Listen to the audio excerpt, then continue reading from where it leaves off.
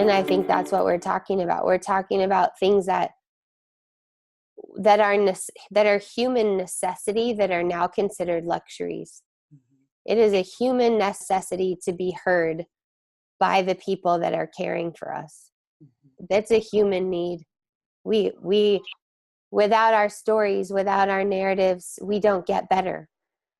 And especially when we come from communities that are traditionally oppressed historically over time, that don't have voices. Those voices don't get heard, and those people don't get better. So the reason I wrote the book is because I feel it's a cultural interject. I feel that it's a point in time that we can stand for and say, hey, the way we're doing things isn't working. We can't overlook, all around the world, women have, after they have babies, have an extended rest period. In Mexico, it's called the cuarentena. In Brazil, it's called the cuarentena. In Vietnam, it's called sitting in the nest. I'm sure there's a word for it in 100 different languages that I didn't even find. And that's a necessity.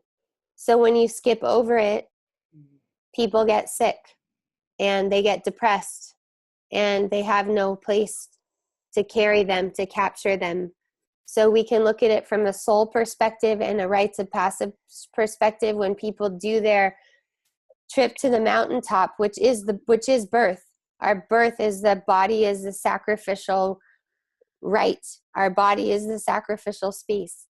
And when you come back from the rite of passage and you don't have a community that cares about that experience, that wants to hear about how that was for you and what you learned and what's different about you, that person is lost.